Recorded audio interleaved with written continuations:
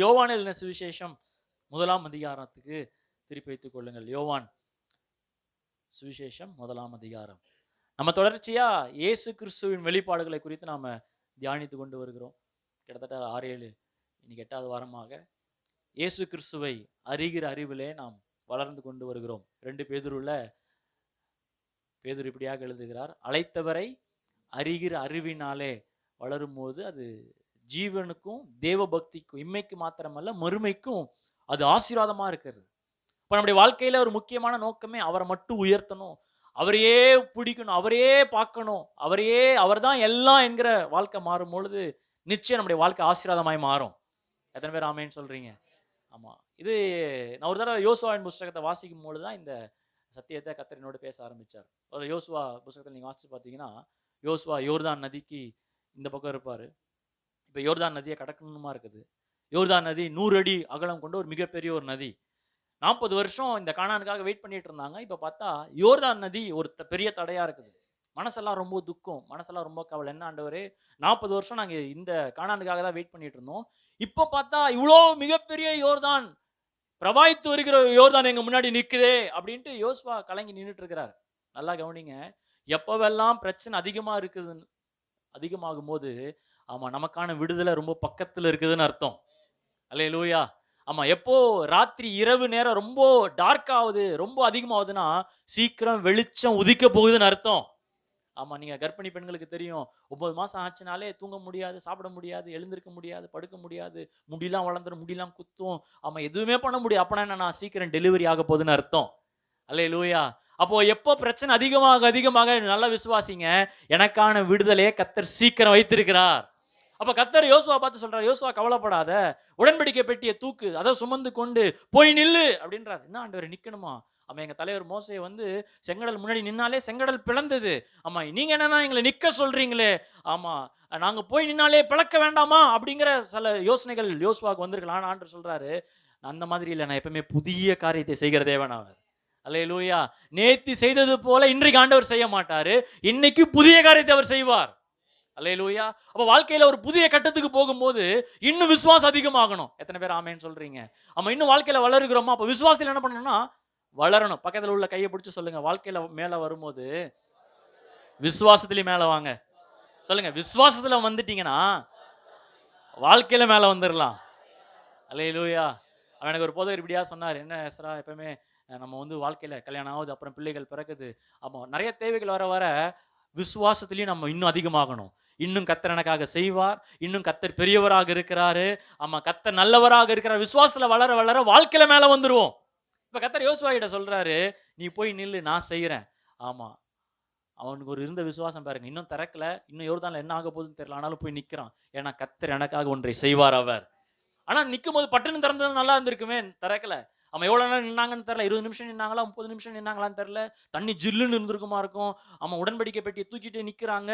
ஆமா, எவ்வளோ ஜனங்கள்லாம் பார்க்குறாங்க, பல கேள்விகள் வந்திருக்கும். ஆனால் அவங்க செஞ்சது என்னன்னா, உடன்படிக்கையை உயர்த்துகிற வேலை என்னுடைய வேலை, என் வாழ்க்கையை உயர்த்துகிற வேலை அவருடைய வேலை.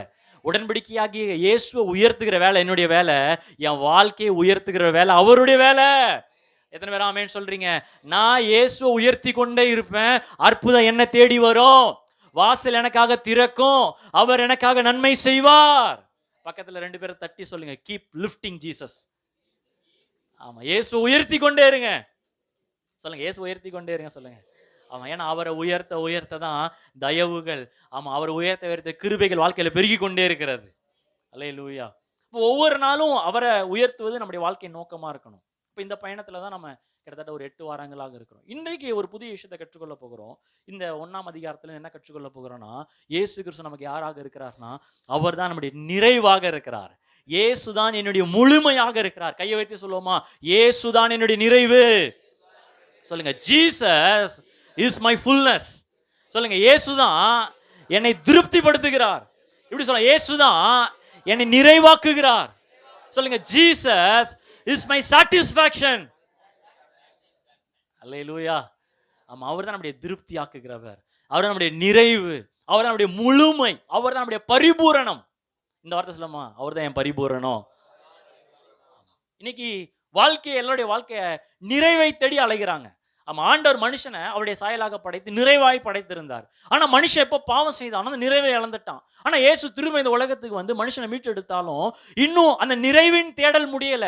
நிறைவை, ஒரு பரிபூர்ணத்தை, ஒரு திருப்தியை இன்னைக்கு மனுஷன் தேடிக்கிட்டே தான் இருக்கிறான். அந்த நிறைவு அடையாத தன்மை இன்றைக்கு உண்மையான தன்மையா தான் இருக்குது. அல்லேலூயா.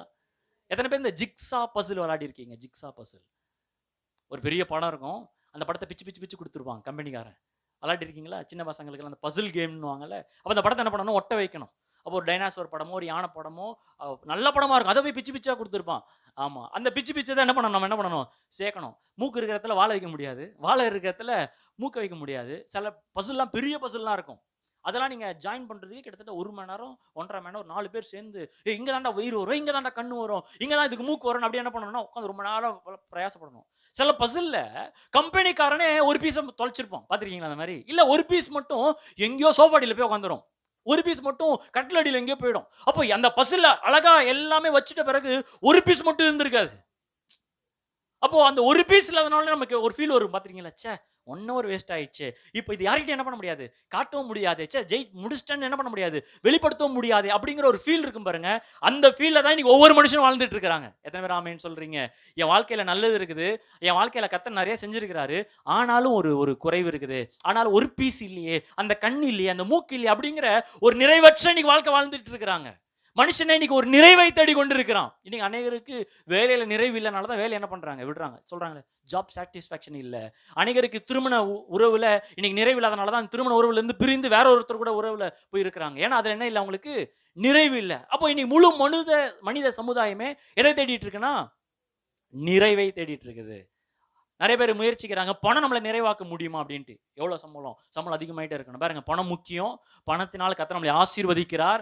அதுக்காக தான் நம்ம வேலைக்கு போறோம், அதுக்காக தான் நம்ம இன்வெஸ்ட் பண்றோம். கர்த்தர் நம்முடைய கரத்துல பணத்தினால பெருக பண்ணுவார். ஆனா நல்லா கவனிங்க, பணம் ஒருபோதும் நம்மளை நிறைவாக்காது. எத்தனை பேர் அதை ஒத்துக்கிறீங்க? சத்தமா அல்லேலூயா சொல்லுங்களேன். ஆனா நம்ம எதிர்பார்க்கிறோம், பணம் வேணும் பணம் வேணும் பணம் வேணும்னு எதிர்பார்க்கிறோம். அப்படிதான் ஒருத்தர் இன்டர்வியூ போனானா, சார் எனக்கு வேலை வேணும். உடனே அவங்க கேட்டாங்களா, வேலை தரேன் சார், ஆனால் நீங்கள் சம்பளத்தை எப்படி எதிர்பார்க்குறீங்க?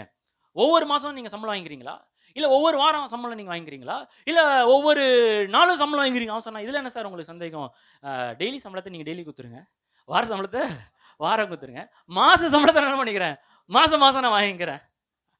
ஏன்னா பணம் என்ன பண்ணாது, எவ்வளோதான் நீங்கள் குத்தாலும் அது என்ன பண்ணாதுன்னா நிறைவாக்கவே ஆக்காது. எத்தனை பேர் ஆமைன்னு சொல்கிறீங்க? நிறைய பேர் எஜுகேஷன் பாருங்க, படிப்பு நல்லது, படிப்பு முக்கியம். அதனால தான் நம்ம வாலிபர்களுக்கு சிறு பிள்ளைகளுக்கு சொல்கிறோம், நல்லா படிங்க. ஆமாம், நமக்கு நல்ல பெற்றோரை கர்த்தர் கொடுத்துருக்கிறாரு. அப்போ இந்த பெற்றோரை கொடுத்துருக்கிற இந்த நாட்களில் படிப்பை நம்ம முதன்மையை வச்சு நம்ம செயல்படணும். ஆனால் நல்லா கவனிக்கணும், படிப்பு ஒருபோதும் நம்மளை என்ன பண்ணாதுன்னா நிறைவாக்காது. படிப்பு எப்பவுமே நமக்கு பிரைட் ஃபியூச்சரை ப்ராமிஸ் பண்ணாது. அதற்கான வழியை வேணா ஏற்படுத்துமே ஒழிய, நீ படிச்சுனா நீ நல்லா சம்பாதிக்கலாம்னா அப்புறம் படித்தவங்களாம் நீ என்னவா இருக்கிறான், இன்னைக்கு பாதி பேர் பிச்சைக்காரனாக தான் இருக்கிறான். அவன் படித்தவன், நல்லா படித்தவன் இன்னைக்கு தீவிரவாதியாக இருக்கிறான். நல்லா படித்தவன் யூனிவர்சிட்டியில் போய் வெளிநாட்டில் படித்தவன் இன்னைக்கு பாம்பு செஞ்சுட்டு இன்னைக்கு தீவிரவாதியாக இன்னைக்கு என்ன பண்ணிக்கிறான்னா நாடுகளை கொள்ளையடிச்சுக்கிட்டு ஜனங்களை சாவடிக்கிறவனா இருக்கிறான். அப்போ நல்லா கவனிங்க, படிப்பு நம்மளை நிறைவாக்காது.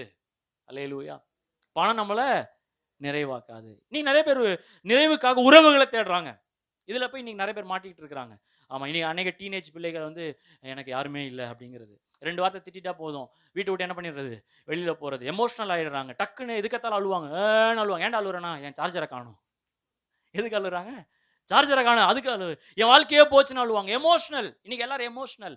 ஆமாம், நிறைவு இல்லை, அதனால ஏதாவது ஒரு நிறைவை தேடிட்டே இருக்கிறாங்க.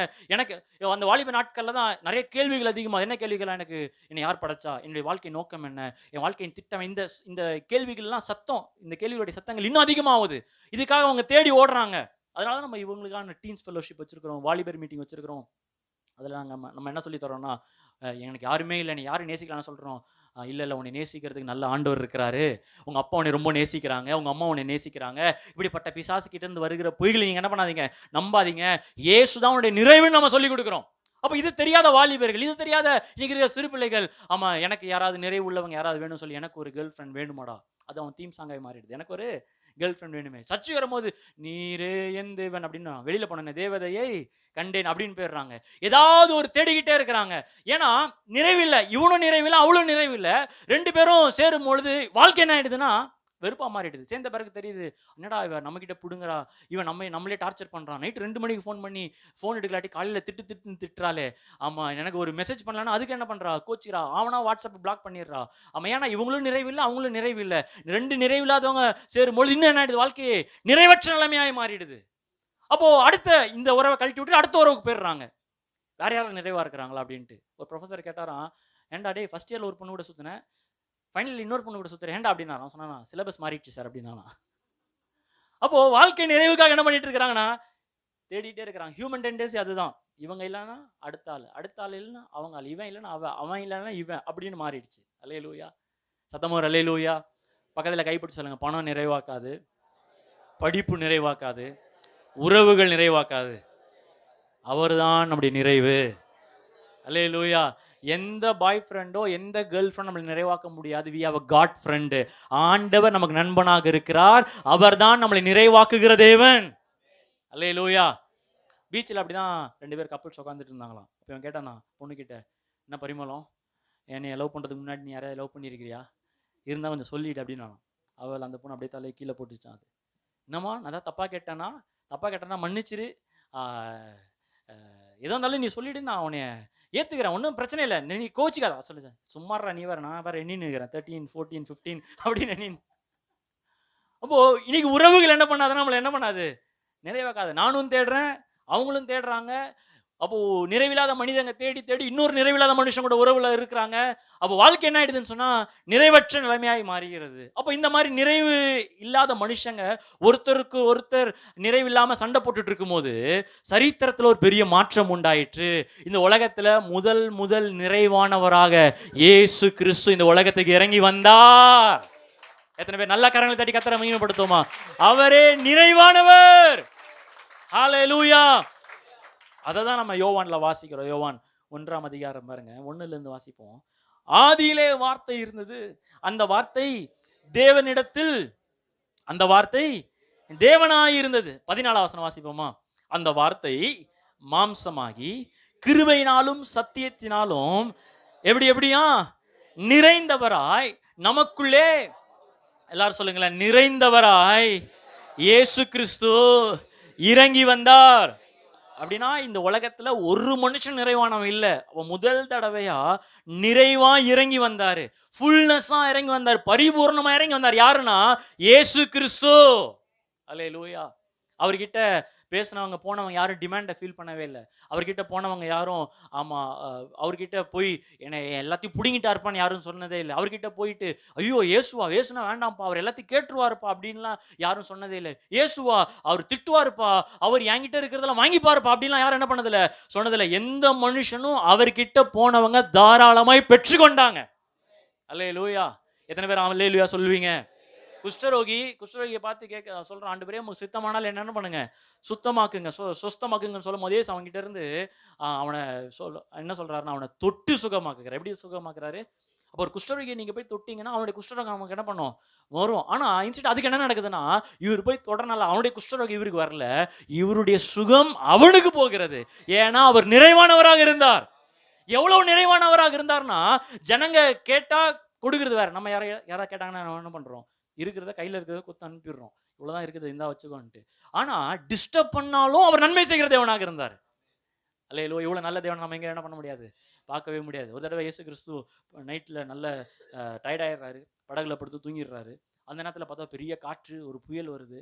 உடனே எல்லா சீஷர்களும் என்ன பண்றாங்கன்னா எழுப்புறாங்க, இயேசுவே எழும்புங்க, நாங்க சாகிறது உமக்கு என்னது பிரியமா, நாங்க மடிந்து போகிறோமே, உமக்கு கவலை அக்கறை இல்லையா அப்படின்னு எழுப்புறாங்க. நீங்க மட்டும் டயர்டா இருக்கும் போது, நல்லா தூங்கும் போது உங்களை யாராவது எழுப்புனா எப்படி இருக்கும்? சில பேர் ஞாபகம் வருதா நமக்கு? திரும்பி பார்த்துடாதீங்க யாரையும், 4 பேர் உங்களை பார்த்துன்னு இருக்கிறாங்க. அப்போ நல்லா தூங்கும் போது யாராவது நம்ம பிள்ளைகளே வந்து அப்படி மேலே விழுந்தா விழும் பாருங்க, பலார்னு ஒரு அறை விழும் பாருங்க. ஆமாம், ராஸ்கல் தூங்குமா எழுப்பின்னு இருக்கிறேன், நான் எவ்வளோ டைலில் தூங்கின்னு இருக்கிறேன். ஆனால் இயேசு பாருங்க அதெல்லாம் எதுவும் பண்ணல, எழுந்திருக்கிறார், கடலை அமைதியாக்குறாரு, ஷீஷர்ல அமைதியாக்குறாரு. எழுந்து ஏன்டா டேய் விவரம் கட்டவனே, தூங்க விட்றீங்களாடா, மனுஷனை நிம்மதியாக விட்றீங்களா அப்படின்லாம் எதுவுமே சொல்லலை. அவர்களை ஆசீர்வதிக்கிற தேவனாக இருக்கிறார்.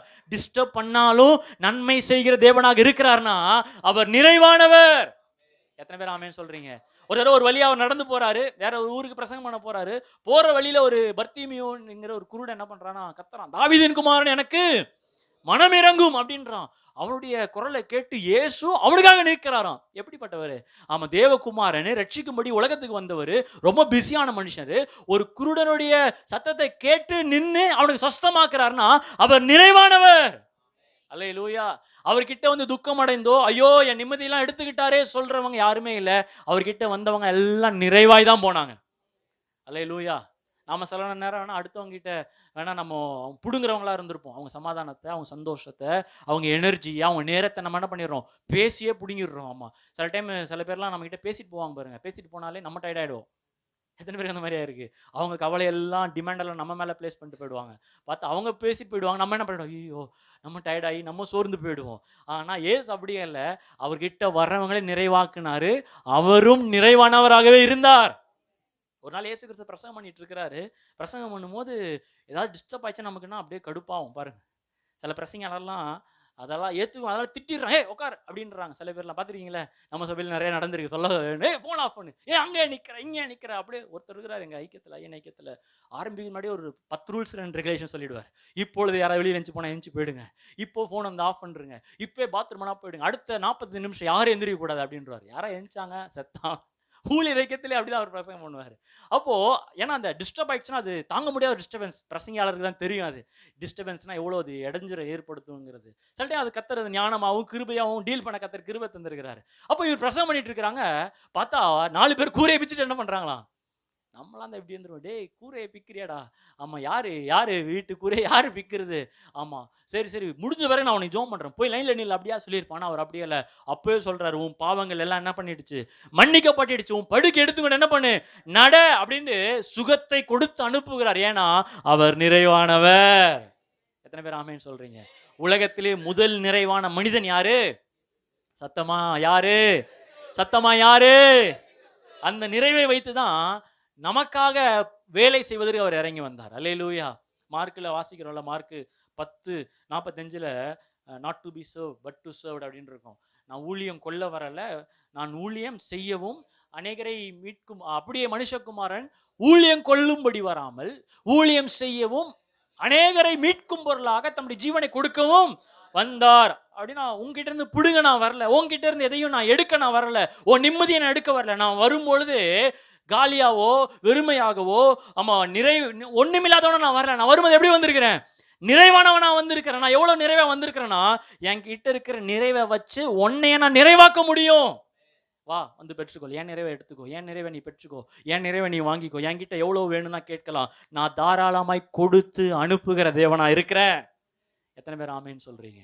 பக்கத்துல கைப்பிடி சொல்லுங்க, அவர்கிட்ட வந்து வெறுமையா யாரும் போனதா இல்லை, எல்லாம் நிறைவாக்கப்பட்டார்கள். அல்லேலூயா. இப்போ நிறைவை பெற்றுக்கொள்வதற்கு ஒரே வழி யாரு? இயேசு. அதனால தான் வாசிச்சேன்ல, யோவான் 1:14 அவர் கிருபையினாலும் சத்தியத்தினாலும் நிறைந்தவராய் நமக்குள்ளே வாசம் பண்ணினார், அவருடைய மகிமையை கண்டோம். 16 வசனம் பாருங்க, சேர்ந்து வாசிப்போமா? அவருடைய பரிபூர்ணத்தினால் நாம் எல்லோரும் கிருபையின் மேல் கிருபை, கிருபையின் மேல் கிருபை, எல்லாம் சொல்லுங்க, பெற்றோம். Receive. You cannot achieve your fullness, you cannot earn your fullness, you cannot buy your fullness, you can only receive. பாருங்க, இந்த நிறைவை வந்து வேலை செய்து பெற்றுக்கொள்ள முடியாது, இந்த நிறைவை சம்பாதிக்க முடியாது, இந்த நிறைவை சாகசங்கள் செய்து பெற்றுக்கொள்ள முடியாது, இந்த நிறைவை இலவசமாக தான் பெற்றுக்கொள்ள முடியும். அது இயேசு கிட்ட இருந்து தான் பெற்றுக்கொள்ள முடியும். அல்லேலூயா. கையை உயர்த்தி சொல்லுங்க, என் நிறைவு பிரயாசங்களில் அல்ல, என்னுடைய நிறைவு சாதனைகளில் அல்ல, என்னுடைய நிறைவு என்னுடைய கிரியைகளில் அல்ல, அது இலவசமானது. சொல்லுங்க, அது கிருபையின் வரம், அது இயேசு கிட்ட இருந்து மட்டும்தான் பெற்றுக்கொள்ள முடியும். அல்லேலூயா.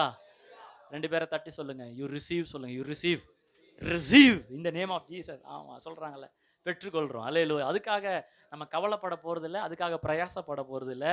அவருடைய வசனம், அவருடைய பரிபூர்ணத்தினால் நாம் எல்லாரும் கிருபையின் மேல் கிருபை, அவர் கிட்ட இருந்து வாங்கிக்கோங்க, அவர் தாராளமாய் கொடுக்கிறார். அன்னைக்கு அந்த பேஷன் ஆஃப் தி கிரைஸ்ட் பார்க்கும்போது எனக்கு அப்படியே நம்முடைய யோசனைகளுக்கு வருது. அன்னைக்கு ஸ்க்ரீன் பக்கத்தில் பெரிய ஸ்க்ரீனில் பார்க்க ரொம்ப அற்புதமாக இருந்தது. அப்போ அந்த சிலுவையின் நேரத்தில் அவரை பார்த்து அந்த திருடன் கேட்குறான், ஆண்டவரே இன்று நீர் என்ன பண்ணுங்க, என்ன பண்ணுங்க, நீங்க ராஜ்யத்தில் வரும்பொழுது என்ன என்ன என்னை நினைச்சுக்கோங்க ஆண்டவர், ரிமெம்பர் மீ ஓ லார்ட் அப்படின்றாரு. ஆமா, ஆண்டவர் சொல்றாரு பாருங்க, அடுத்த வார்த்தை அவர் சொல்றாரு, இன்று என்னோட எங்க இருப்ப நீனு, பரதீசில் இருப்பாய். கர்த்தர் அவனை திட்டல, அவனை பார்த்து காரி துப்பல, டே என்ன நினைச்சுக்கோங்களா, நீ நினைச்சு பாடுறா, என்ன திட்டுத்தனமான நீ நினைச்சு பாரு ஃபர்ஸ்ட், அப்படிலாம் அவனை ஆண்டவர் அவனை கண்டம் பண்ணல, அவனை குற்றப்படுத்தல. ஆமா, அவனுக்கு என்ன பண்றாருன்னா, இன்றைக்கு நீ என்னோட எங்க இருப்பாய் சொல்லல, டே சாகவா வாழதான் விடலடா, சாகும் போதாவது நிம்மதி என்ன பண்ணுங்க, சாக விடுங்களேன்டா அப்படின்னா ஏசு எதுவுமே சொல்லலை. சாகும் போதும் மரிக்கும் போதும் அவர் மற்றவர்களை நிறைவாக்கி தான் மரித்தார். அல்ல, ஒரே ஒரு வழியை நிறைவை பெற்றுக்கொள்ள ஏசு கிட்ட வந்து நம்மளை அர்ப்பணிக்கும் போது, நிறைவை ரிசீவ் பண்ணிக்கும் போது அவர் நம்மளை வாழ்க்கை நிறைவாய் மாற்றுகிற தேவன் அவர். அல்லேலூயா. அப்ப நீங்க யோவான் 4ஆம் அதிகாரத்துக்கு திருப்பிக் கொள்ளுங்க. அங்க ஒரு சகோதரியை பற்றி நம்ம பார்க்குறோம். எப்படி அவங்க நிறைவை பெற்றுக்கொண்டாங்க, இயேசு கிறிஸ்து என்ன மாதிரி நிறைவான வாழ்க்கை நமக்கு தருகிறார் என்கிற ஒரு 4 விஷயத்தை நம்ம கற்றுக்கொள்ள போகிறோம். இந்த 4ஆம் அதிகாரம் எல்லாருக்கும் தெரிந்ததான ஒரு சம்பவம். சமாரிய ஸ்திரீ, இந்த லேடிக்கு வந்து பேரே இல்லை, பேர் என்ன பேர் தான் அவங்களுக்கு, சமாரிய ஸ்திரீ. 5 பேரை கல்யாணம் பண்ணியிருந்தாங்க. 6ஆவதா கல்யாணம் பண்ணாமலே ஒருத்தர் கூட என்ன பண்றாங்க, வாழ்ந்துட்டு இருக்கிறாங்க. ஏன் கல்யாணம் பண்ணலன்னா, ஒருவேளை கல்யாணம் பண்ணி டயர்ட் ஆயிட்டாங்களா என்னவோ தெரியல. கல்யாணம் பண்ணி அவங்களுக்கு ரிசப்ஷன் வச்சு சோறாக்கி போட்டு அதுக்கப்புறம் அந்த ஆளை துரத்தி விட்டு எதுக்கு இந்த பிரச்சனைன்னு சொல்லி இப்போ 6ஆவது எப்படி வாழ்றாங்கன்னா, கல்யாணம் பண்ணாமலே ஒருத்தர் கூட என்ன பண்றாங்க, வாழ்றாங்க. அது ஒரு விபச்சாரம், செக்ஷுவல் இம்மாரலிட்டி, அப்படிதான் வாழ்றாங்க. அப்போ அவங்களுக்கு தண்ணீர் தேவைப்படுதா இருக்குது. தண்ணீர் எடுக்கிறதுக்காக அந்த ஊருக்கு ஒரு கிணறு இருக்குது. அந்த கிணறுக்கு எப்போ போறாங்கன்னா, வேதம் சொல்லுது மத்தியான வேலையில அந்த ஊருக்கு போறாங்க. ஏன்னா மத்தியான வேலையில யாரும் வரமாட்டாங்க, வெயில் ஜாஸ்தியா இருக்கும். இப்போ யாரும் அவங்கள பாத்திரக்கூடாது, ஏன்னா ஊரே அவங்கள பற்றி கேவலமா பேசுது. அதனால 12 மணிக்கு தண்ணீர் பிடிக்க வராங்க. அந்த ஊர் எந்த ஊர் பேர், ஊர் பேர் என்ன வேதம் போட்டிருக்குது, சமாரியா. இந்த இஸ்ரேல் ஜனத்துக்கு சமாரியாவுக்கு ஆகவே ஆகாது. இஸ்ரேல் ஜனங்க சமாரியா ஜனங்களை ரொம்ப கேவலமா ட்ரீட் பண்ணுவாங்க, ரொம்ப நாய் மாதிரி ட்ரீட் பண்ணுவாங்க. சமாரியனால ஒரு கெட்ட வார்த்தை மாதிரி. அதனால ஒரு தடவை இயேசுவை திட்டும் போது, நீ பேய் பிடிச்சவன், நீ சமாரியன் அப்படின்னு சொல்லி யாரை திட்டுறாங்க, இயேசுவே அவங்க திட்டுறாங்க. சமாரியன் என்பது ஒரு திட்டுற வார்த்தை, ஒரு கெட்ட வார்த்தை மாதிரி. அதனால இவங்க எருசலேம் போகணும்னா சமாரியா வழியா போக மாட்டாங்க, சமாரியாவை சுற்றி தான் போவாங்க. அப்போ ஒரு நாள் ஒரு பட்ட பகல் 12 மணி இருக்கும். இயேசு கிறிஸ்து அந்த வழியா வராரு. இயேசுக்கு பசிக்குது. பசி எடுத்த உடனே சீஷர்களை பார்த்து சொல்றாரு, நீங்களா என்ன பண்ணுங்கன்னா, சாப்பாடு என்ன பண்ணுங்க, சாப்பிட்டு வாங்கிட்டு வாங்க. நம்ம என்ன பண்ணுவோம், 2 பேர் அமிச்சு இருக்கிற 11 பேருக்கு என்ன பண்ணு, பார்சல் வாங்கிட்டு நம்ம எல்லாரும் உட்காந்து சாப்பிடுவோம். ஆனால் ஏசு பாருங்க வேற விதமா டீல் பண்றாரு. என்ன டீல் பண்றாருன்னா, நீங்களாம் போய் சாப்பிட்டு நீங்களா என்ன பண்ணுங்க, எனக்காக பார்சல் வாங்கிட்டு வாங்க அப்படின்றாரு. அப்போ இவங்களெல்லாம் அமிச்ச உடனே ஏசு கிணத்துல இருக்கிறார். கிணத்துல இருக்கும்போது அந்த அம்மா, சம்மாரி அம்மா குடத்தை தூக்கிட்டு வராங்க. வரும்போதே இந்த அம்மா பார்த்துட்டாங்க, இவர் யாரா இருக்கிறாரு, யூதனா இருக்கிறாரு. உடனே ஏசு கிறிஸ்து அந்த அம்மாட்ட பார்த்து கேட்குறாங்க, அம்மா எனக்கு கொஞ்சம் குடிக்க என்ன வேணும், தண்ணி வேணும். உடனே அந்த அம்மா சொல்றாங்க, நீர் யூதனா இருக்க, நாங்க சமாரியா இருக்கிறோம், நீ போய் எங்ககிட்ட தண்ணி வாங்கி கொடுக்கலாமா, நீங்க எங்களை கீழ் ஜாதி, நீங்க மேல் ஜாதி, அந்த ஜோதி இந்த ஜாதின்னு பேசின்னு இருந்தீங்களே அப்படின்ட்டு இப்போ மட்டும் எங்ககிட்ட தண்ணி வாங்கி குடிக்கிறீங்களே. அந்த அம்மா ரொம்ப எகாத்தாளமா, ரொம்ப ஒரு கிண்டலா நக்கலா அந்த அம்மா பேசுறாங்க. உடனே இயேசு சொல்றாரு, என்னம்மா ஆஃப்டர் ஆல் ஒரு கிளாஸ் தண்ணி கேட்டதுக்கு நீ இவ்வளவு கதை பேசுறியே, கேட்கறது யாருன்னு தெரிஞ்சா நீ என்ன பண்ணுவ, என் கிட்டே நீ தண்ணி வாங்கி குடிப்ப. இந்த கிணத்துல இருக்கிற தண்ணி குடிச்சா திரும்ப திரும்ப தாக எடுக்கும். ஆனா நான் குடிக்கிறேன் பாரு ஒரு தண்ணீர், அது ஜீவ தண்ணீர், அது தாகமே எடுக்காத தண்ணீர். உடனே நம்ம சொல்றாங்க, சார் சார் ப்ளீஸ் ப்ளீஸ் அந்த தண்ணீர் கொடுத்தீங்கன்னா கொஞ்சம் நல்லா இருக்கும், நான் வர தேவையில்லை, நான் ஏன் 12 மணிக்கு வந்து ஊர் வாயிலெல்லாம் நான் ஏன் படணும், நீங்கள் அந்த தண்ணியை கொடுங்க சார், நான் பாட்டி வீட்டுக்கு போயிடுறேன் சார் அப்படின்னு. ஏசு சொல்கிறாரு, கொடுக்கலாம் உனக்கு பிரச்சனை இல்லை, ஆனால் உன் ஹஸ்பண்டை கூட்டிகிட்டு வா அப்படின்றாரு. உடனே இந்த அம்மா அப்படியே பேச்சை மாத்துறாங்க, husband, I am extremely sorry, actually I am single you know அப்படின்றாங்க. ஆண்டு சொல்கிறார், சிங்கிளா, ரைட்டு நீ சிங்கிள் தான், ஆனால் ஏற்கனவே உனக்கு 5 பேர் கூட என்ன ஆயிடுச்சு, கல்யாணம் ஆயிடுச்சு. இப்போ நீ வாழ்ந்துன்னு இருக்கிற யாராவதா, அவரோட நீ என்ன பண்ணிட்டு இருக்கிற, கல்யாணம் பண்ணாமலே வாழ்ந்துட்டு இருக்கிற அப்படின்றாங்க. உடனே அந்த அம்மாவுக்கு பெஜாராயிடுது. அந்த அம்மா உடனே டாபிக் மாத்திரம். நமக்கு சில டைம்லாம் கம்ஃபர்டபுள் ஆகாத சூழ்நிலை வச்சு டாபிக் மாத்திரும் தெரியுமா. எங்கள் டேடி என்ன பண்ணுவோம், படிடா அப்படின்னா அப்படியே டாபிக் மாற்றிடுவோம், அம்மா நீங்கள் ரொம்ப அழகாக இருக்கிறீங்க அப்படின்றோம். அந்த மாதிரி இந்த அம்மா கம்ஃபர்டபுள் இல்லைனே டாபிக் மாற்றிடுறாங்க. உடனே அவங்க சொல்கிறாங்க, ஆக்சுவலாக எங்கள் ஊருக்காரங்களாம் அந்த கெர்சிம் மலையில் ஆராதிக்க சொன்னாங்க, உங்கள் ஊருக்காரங்களாம் அந்த ஜெருசலேம் மலையில் ஆராதிக்க சொன்னாங்க, எங்கே ஆராதிக்கலன்னு தெரியல, ஒரே கன்ஃபியூஸ் ஆகிட்டேன் நான் அதனால அப்படின்றாங்க. ஆண்ட சொல்ல, என்னம்மா அந்த மலை இந்த மலைன்ற பிதாவை தொழுது கொள்ளும் காலம் எங்கு வரப்போகிறது, அவரை தொழுது கொள்ளுகிறவர்கள் ஆவியோடு உண்மையோடும் தொழுது கொள்ள வேண்டும். இந்த பரமா அந்த மலையில் ஆராதிக்கிறேன் இந்த மலையில் ஆராதிக்கிறேன்னு இல்லை, உன் இருதயத்தில் ஒரு கோயிலை வளர்த்துக்கோ, ஒரு கோயிலை கட்டிக்கோ, உன் இருதயத்தில் நீ உண்மை ஆராதி அப்படின்றார் ஆண்டவர். அல்லேலூயா. அந்த மாதிரி சொல்றாங்க, ஆமா ஆமா ஆமேன் ஆமேன் ஆமேன் கரெக்ட் தான், இதெல்லாம் மேசியா வந்தாருன்னா சொல்லி கொடுப்பார் அப்படின்றாங்க. யாரும் வந்தா சொல்லி கொடுப்பாங்களா, மேசியா வந்து எல்லாத்தையும் சொல்லி கொடுப்பார் அப்படின்றாங்க. ஆண்டவர் அடுத்து சொல்றாரு, ஏம்மா நான் தான் அந்த மேசியாவே. எத்தனை பேர் ஆமேன்னு சொல்றீங்க? அப்போ இதுல பாருங்க, இந்த சம்பவத்தில் அவங்க தேடல் என்ன என்ன என்ன தெரியுமா? What was she looking for? 4:25 வாசிப்போமா? 4:25. அந்த ஸ்திரீ அவரை நோக்கி, கிறிஸ்து எனப்படுகிற மேசியா வருகிறார் என்று அறிவேன். அவர் வரும்போது எல்லாவற்றையும் நமக்கு பாருங்க. அந்த மாதிரி ஏதாவது ஒரு வசனம் இருக்குதா? ஒரு வாக்குத்தத்தம் இருக்குதா? அவர் வந்துட்டார், நான் எல்லாவற்றையும் அறிவிப்பார். எங்க தீர்க்க தரிசனத்துல அது இருக்குதா? ஏசாயா, எரேமியா எங்கேயாவது இருக்குதா? எதனால அந்த அம்மா சொல்றாங்கன்னா, மேசியா வரும்போது எல்லாவற்றையும் அவர் அறிவிப்பார். அவங்க நோக்கம் என்னதுன்னா, என் மனசு நிரம்பணும், ஒரு நிறைவை நான் தேடிட்டு இருக்கிறேன். I am looking for a fullness. அதனாலதான் எல்லாவற்றையும் என்கிற அந்த வேர்ட் அவங்க யூஸ் பண்றாங்க. அவர் வந்தார்னா எல்லாவற்றையும் அறிவிப்பார், அவர் எல்லாவற்றையும் பார்த்துப்பார், அவர் எல்லாவற்றையும் செய்வார், அவர் எல்லாவற்றையும் அறிவிப்பார். அவர் வந்தார்னா எல்லாம் நிறைவாகிடும் அப்படிங்கிற ஒரு தேடல் அந்த அம்மா இருக்கிறாங்க. Hallelujah. What was she looking for? ஒரு சாட்டிஸ்ஃபேக்ஷன், ஒரு திருப்தி, ஒரு பரிபூர்ணத்துக்காக அவங்க தேடிட்டு இருக்கிறாங்க. நாம் எல்லாருமே இதே சமாரியா ஸ்திரீ போலதான். நம்ம எல்லாருமே நிறைவை தேடிட்டு இருக்கிறோம். அத்தனை பேரும் இன்னைக்கு நிறைவை தான் தேடி ஓடிக்கொண்டு இருக்கிறோம். ஒரு சிலர் வேலையில ஒரு நிறைவை தேடிட்டு இருக்கிறாங்க, ஒரு சிலர் குடும்பத்தில் வாழ்க்கையில நிறைவை தேடிட்டு இருக்கிறாங்க, ஒரு சிலர் ஊழியத்துல நிறைவை தேடிட்டு இருக்கிறாங்க. நம்ம எல்லாருமே முழு மனித சமுதாயமே ஏதோ நிறைவை தேடி கொண்டிருக்கிறோம். அதுதான் உண்மை. எத்தனை பேர் ஆமேன்னு சொல்றீங்க? பக்கத்துல கைப்பிடிச்சு கேளுங்க, நீங்க எதுல நிறைவை தேடுறீங்கன்னு கேளுங்க. எனக்கு கொஞ்சம் பிரியாணில 2 பீஸ் வந்தா நல்லா இருக்கும் பிரதர்ன்றாங்களா? அல்லேலூயா. எல்லாத்துலயும் ஒரு நிறைவை நம்ம தேடிட்டு இருக்கிறோம். அந்த அம்மாவுக்கு அன்னைக்கு அப்படிதான், ஏதாவது ஒரு நிறைவு எனக்கு வேணும், எல்லாவற்றையும் ஒரு நிரப்புகிறவர் எனக்கு தேவை, எல்லாவற்றையும் அறிவிக்கிறவர் எனக்கு தேவை, எல்லாவற்றையும் சொல்லுகிறவர், எல்லாவற்றையும் பார்த்து கொள்ளுகிறவர் எனக்கு தேவை. ஒருத்தனுக்கு வேலையே கிடைக்கல, வேலை இல்லாம ஜூக்கே போயிட்டான் வேலை தேடி. சார் ஜூல ஏதாவது வேலை இருந்தா கொடுங்க, சிங்கத்துக்கு தலைவாரி விடணுமா, ஒட்டகத்துக்கு பல்வேலைக்கு விடணுமா, இல்லை நாய்க்கு ஏதாவது கழுவி விடணுமா, அதான் சொல்லுங்க, நான் வேலை செய்கிறேன் சார். சொன்னால வேலை எல்லாம் ஃபுல்லாக இருக்குதுப்பா, வேலை எல்லாம் இல்லைங்க. ஆனால் ரொம்ப நாள் முன்னாடி ஒரு குரங்கு இருந்துச்சு, அந்த குரங்கு நல்லா சேட்டை பண்ணிட்டு இருந்துச்சு, அந்த குரங்கு இருக்கிற நல்ல கூட்டம் வந்துச்சு, இப்போ அந்த குரங்கு செத்து போயிடுச்சு, அடுத்த குரங்கு வர வரைக்கும் நீ குரங்கு மாதிரி வேஷம் போடுவியானா? சார் என்ன சார் சொல்லிட்டீங்க, சின்ன வயசுல நான் பண்ணோம் பார் சேட்டை, அதை பார்த்து எல்லாரும் குரங்கு மாதிரி சேட்டை பண்றேன் சார் அப்படின்னு சொல்லுவாங்க. இதெல்லாம் ஜிஜிபி மேட்டர், நான் பண்றேன் சார் அப்படின்னா உடனே குரங்கு வேஷத்தை போட்டு அங்க குதிக்கிறது இங்க குதிக்கிறது, ஓவராய் பக்கத்துல சிங்கம் இருந்துச்சான், சிங்கம் கூண்டுக்குள்ள போய் அதுக்குள்ள விரல விட்டு ஆட்டுறது, குச்சியை விட்டு மூக்க விட்டு ஆட்டுறதுன்னு இது பண்ற சேஷ்டையெல்லாம் பார்த்து ஜூக்கு பயங்கர கூட்டம், திரளான கூட்டம் வந்துச்சு. ஒரு குரங்கு இருக்குதான், செம்ம சேட்டை பண்ணான், வாங்க வாங்கன்ட்டு.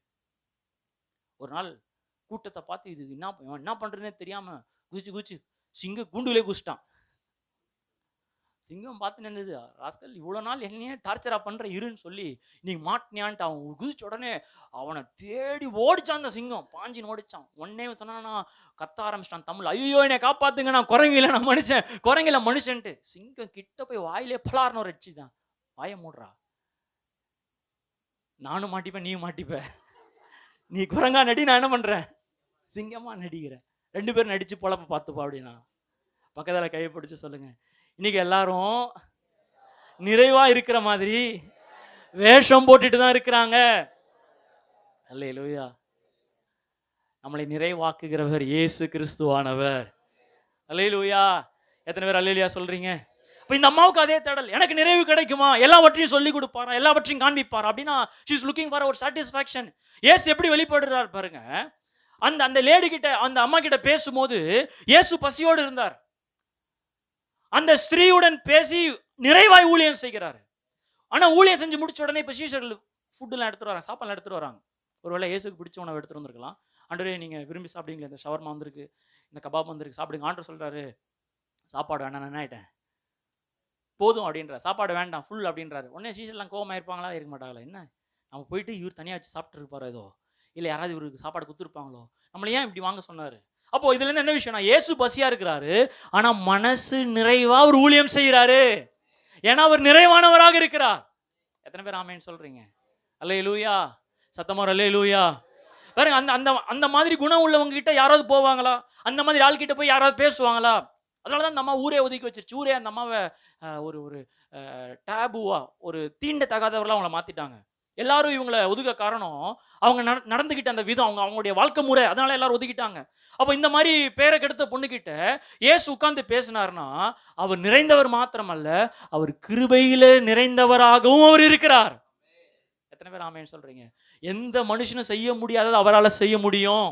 எந்த மனுஷனும் அவளை பார்த்து டிஸ்குவாலிஃபை பண்ணி, அவளை கண்டம் பண்ணி, அவளை குற்றப்படுத்துகிற அந்த நாட்கள்ல குற்ற உணர்ச்சியை கொண்டு வந்து அவளை கேவலப்படுத்தாம இலவசமாய் நேசிச்சு, இலவசமாய் ஆசீர்வதிச்சு, இலவசமாய் வாழ்க்கையை மாற்றுகிற ஒரு தேவன் யாருன்னா அவர் இயேசு கிறிஸ்து. எத்தனை பேர் ஆமென் சொல்றீங்க?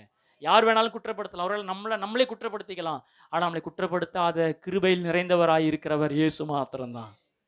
எத்தனை பேர் ஆமென் சொல்றீங்க? 25 நீங்க வாசிச்சு பாத்தீங்கன்னா அந்த அம்மா சொல்றாங்க, கிறிஸ்து எனப்படுகிற மேசியா வருகிறார் என்று அறிவேன். அவர் வரும்போது எல்லாவற்றையும் நமக்கு அறிவிப்பார் என்றால்.